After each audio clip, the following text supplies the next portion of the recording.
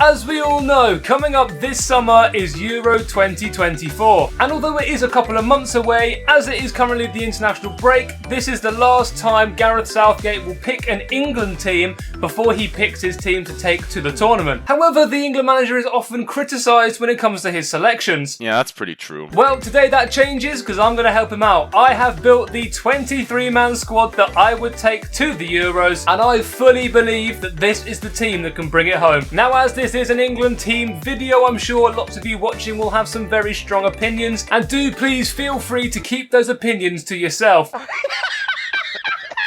However, what you can do is leave a like on this video and hit the subscribe button, and that would be very much appreciated. And without any further ado, let me show you the England team that I would take to Euro 2024. Come on, England!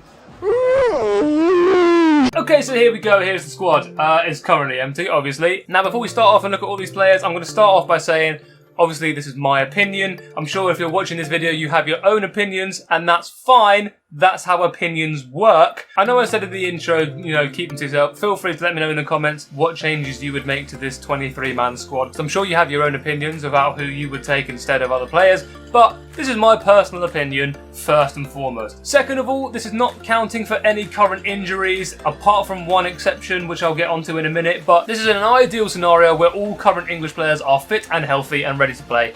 This is the team I would take. So, before we jump into the actual team, let's have a look at the bench and the reserves. Starting it off, you'll see there is a big hole, but we'll get to that in a minute. Obviously, starting off, I'm only going to take one backup keeper because I don't feel like the second reserve keeper is ever used, and it's just a waste of a player, to be honest. The backup keeper I would take is Ramsdale. I think that's pretty much the obvious choice. The only reason I wouldn't actually put him in the team is because for some reason Arteta now hates him and he just hasn't played for like 3 months, and the only time he has played he pretty much scored an own goal, so he's sitting on the bench for now. In terms of backup defenders, you may notice that we only have one fullback, and that is Rico Lewis. Now, hear me out. Trippier was in this spot here, but I changed my mind at the last minute because although I think Trippier probably should go, he's had a stinker of a season, let's be honest. He might turn it around, but as of recording this video, he's had a honker of a season in terms of his very high standards. And then you have Reece James, who doesn't have hamstrings, he has cheese strings, so he's not going in the squad either because I feel like he'd just get injured first game. So I haven't picked him either. The only fullback I have is Rico Lewis. Now, Rico Lewis obviously is inexperienced alongside Cole Palmer, who I would also take. They are obviously both inexperienced. They've never been to a big Euros tournament before. They've never been to a big tournament with England before, except for like under 21s and stuff. But they're not going to get the experience unless you take them. So in my opinion, bring Rico Lewis, because I really rate Rico Lewis. Cole Palmer has been class this year. And the Trippier replacement, it's a bronze card on FIFA, but he's so good in real life. Kobbie Mainoo deserves a call-up. He has obviously just recently been called up to the England team for the international break, but take him to the tournament. Give them the experience, because these three players right here are three of England's future players. They are going to be in the squad for many, many years to come. Sticking with the theme of defenders, though, we have got Mark Guéhi and Dunk as backup centre-backs, just solid players. Honestly, they've put a shift in. They've had really good seasons. I really rate them both as well. However, let's be honest, England's midfield and attack is so talented recently. Eze deserves to go to the tournament. Take him on the plane. This man is doing wonders for Crystal Palace. Pretty much single-handedly keeping them out of the relegation zone right now. Ivan Toney, obviously, when he's not betting, he's very, very good as well. Obviously, a shout-out has to go to Dominic Solanke, but if I'm going for a big 6'4" target man, Ivan Toney is the one I would take. Ollie Watkins and Jarrod Bowen have been unreal this season. They've been scoring for fun. Maddison was doing amazingly for Tottenham, and then obviously he picked up his injury, but he's just recovering from that. He's working his way back. And then obviously Grealish, he hasn't really played much this year, if at all, to be honest. He might have been injured. I'm not really sure. You can't really tell with City. Their squad is just huge. But based on previous tournaments, Grealish is vital for England. He draws a foul better than Pablo Picasso. This man, in my opinion, he is crucial to this England team. And that is the England bench and the England reserves that I would take. Obviously, the players would switch around. I wouldn't necessarily have the 5 reserves as reserve players all the time. But let's move into the actual team. Obviously, if Ramsdale's on the bench, the number 1 England keeper is Jordan Pickford. As much as I hate to admit it, the man doesn't actually put a foot wrong. For Everton, woeful. For England, number 1. I don't really understand how it works, but that is how it works. As I said, Reece James would be the number 1 pick if he didn't have cheese strings in his legs, so my choice of right back would be Kyle Walker. England as a nation is not really blessed with pace, but Kyle Walker probably has enough pace to account for the rest of the 11 players just by himself. He just is absolutely rapid, he's absolutely class. Walker would be at my right back. My 2 centre backs. On the right hand side, we go for the Man City chemistry. We go for John Stones on the right hand side. On the left, branch away from the Premier League. Now, I haven't really seen this man play very much. Fikayo Tomori. I don't understand why Gareth picks him as little as he does. From what I've heard, obviously I don't really watch the Serie A, but from what I've heard, he is class. Stones and Tomori as a centre-back pairing might be the best centre-back pairing we've had for a while in terms of England. At left-back, now this is the exception. Obviously, Luke Shaw would be my number 1 choice. But, and I said I wouldn't take injuries into account, but he's injured until the middle of May at best. And the tournament is, I think, June. I could be wrong, but I think it's June. Not a lot of time for him to regain fitness. So with that in mind, I would take Ben Chilwell instead.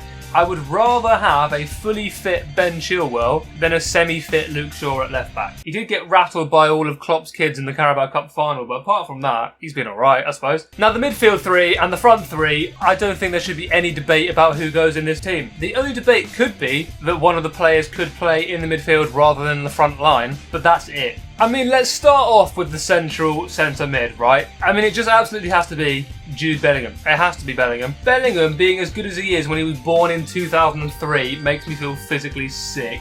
Bellingham, Mainu, Cole Palmer, Lewis, this man going in here, but we'll talk about that in a minute. The future of England is so safe. On the left, I think this man is also guaranteed to start in this England midfield. In terms of who plays in this England midfield, it's who plays alongside Bellingham and Declan Rice. Who plays with Bellingham and Declan Rice? That is the question, because these two are the first 2 names in this midfield. Alongside another future of English football, a man that I would move into midfield pretty quickly, because everyone complains that he's not a right back. So don't play him at right back then. Stick him in midfield because he's absolutely class. Trent Alexander-Arnold. The man needs to play. He's got the best passing range in the entire country. You can't tell me I'm wrong. The only argument that I will hear is you could play Rashford on the left, because on the left you could play this man at central attacking mid instead, Phil Foden. Foden could obviously go into the midfield 3 as like an attacking option with Bellingham and Rice more defensive. But to be honest, I like Foden on the left.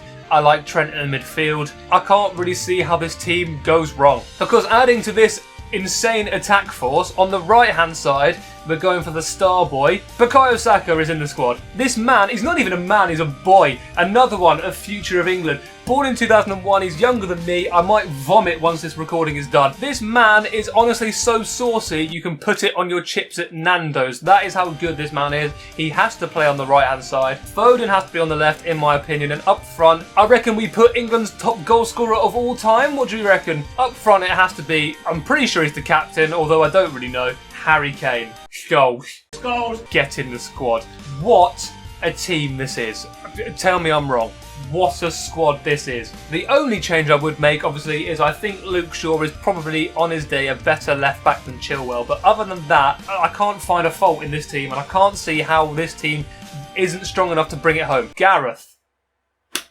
I now speak directly to you, Gareth. None of this Henderson waffle. I hear it, right? I hear it. What a leader. Yeah? Brilliant captain. What a leader. Great.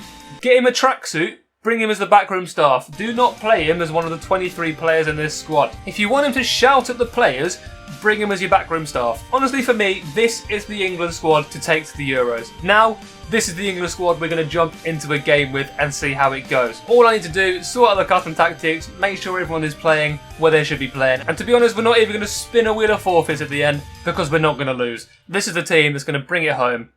Let's jump into the game. Okay, let's go. Okay, so the eagle-eyed viewer amongst you all will notice that this section of the video is actually a voiceover, simply because when I did record this video the first time around, the audio just deleted itself. However, the whole point of this video is me picking my team, so I thought there's absolutely no point in replaying the game, because that's actually just the fun part to end the video. And plus I sold all the players, so I didn't really have a choice. This is the team we're playing against, and it started off pretty well with Declan Rice immediately nicking the ball, playing it into Harry Kane. Kane, first shot of the game, he moves his keeper. Not even 3 minutes into the game, the sweaty little sweatbag is moving his goalkeeper. And to make matters worse, he just goes down the other end, twinkle toes with Kumbaya Malard, and he puts himself 1-0 up. England go 1-0 down. Hopefully, we don't see that at all in the Euros, but it is a good opportunity for the boys to show their courage and strive. And I'm waffling now. Good link-up play between the England boys. Harry Kane, ball rolls the keeper, slots it down the middle because, of course, he moves Ederson out of the way. Back in the game then, it is 1-1. Immediately, though, one through ball from him and he's through on goal. Shock horror, he scores straight away because although Jordan Pickford is my number one on FIFA, he's only 82 rated. Kumbaya Malard has her second. Some good link-up play. Trent in the midfield finds Harry Kane. Saka has got loads of space on this side. Running through, immediately wiped out. He could have been killed. It's a penalty to England. Harry Kane steps up to take it. Redemption for France, is it? Yes, it is. Buries it top corner. You love to see that. Goal. Come on, Kane. This goes out to a man like Harry Kane, fam. England's top scorer puts us back at 2-2 and my opponent stops playing and Saka runs through. Ball rolls the keeper again. Where are you moving him? We're in the lead. It's 3-2. The star boy has put us up. Yes, it all happened because he stopped playing, but who knows, that might actually happen at the Euros. People might be sitting there questioning why I picked Trent, and it's simply because he is the only person in the team who can actually do this in real life. What a pinged ball, over to Foden. Ederson runs out like a headless chicken, but sadly the cross into the middle couldn't find Harry Kane. And we go into half-time, 3-2 up. Clearly I'm getting a bit confident because I sub off Trent Alexander-Arnold for a 62 rated Kobbie Mainoo, but let's see what he can do, I suppose. Kane finds Foden on this side. Ederson, where are you going? It's 4-2 to the boys in white and blue. Hey, that rhymes. Try dribbling with Mainoo, Cannavaro nicks it off his toes and it turns into a pretty perfect counter-attack for him. Probably shouldn't have been dribbling with the 62 rated CDM, but nonetheless, England are still winning. Bukayo Saka now down the right hand side again, plays a 1-2 off Ederson's crotch and bags into the open goal to give us the 2-goal advantage once again. I think, is that his hat-trick? It might even be his hat-trick, maybe his brace, I don't know. However, because this is an England video, I wanted to use all of the players in the team, so the entire front three is changing. Saka, Foden and Kane are coming off, and Ollie Watkins, Jarrod Bowen and Jack Grealish are coming on. Kobbie Mainoo with a quick feet into the box. Cafu, of all players, nicks it off his toes. That probably won't be an issue at the Euros this summer. Once again, though, we have a clip of him attacking our goal, and once again, Malard plays it into Pina Colada and she's absolutely buried it past the 82 rated Jordan Pickford. Very realistic though, as you see Pickford screaming at his defence, even though it's probably entirely his fault. 91st minute, I wanted to wrap this game up with a Kobbie Mainoo goal. Bellingham plays it out wide, it locks on to the player behind Mainoo. Bowen, can he slot it back across? No. Konate nicks it off his toes. I am livid. However, England have won 5-4, game, set, match. As expected, it's coming home. Come on, England. So there we go. What a squad. Obviously, this is a game of FC24, if you didn't know. If you didn't, are you alright? But obviously this is not a game of real football. Hopefully when England go to the Euros, if this is the squad that they play, I hope there aren't many 5-4 wins because I don't think my nerves would be able to cope with that, to be honest. Recording this video, playing the game with this team is actually getting me hyped for the tournament. I actually cannot wait for the Euros tournament because I actually think it could come home, and it should come home if you take this team, Gareth. Once again, I will say, obviously, please feel free to let me know any changes, anyone you think I've left out. I'm happy to hear them. I love talking about this England team. I love international football because all the club rivalries just disappear and everyone is unified supporting England, and I love it. So let me know any players that you think I've left out, any players you would take yourselves. But as for this video, that is where I'm going to end it. If you guys have enjoyed, please feel free to leave a like down below. If you're new around here, please feel free to subscribe. Turn on those notifications to get notified when future videos come live. Come on, England! And I'll see you all in my next video. See ya!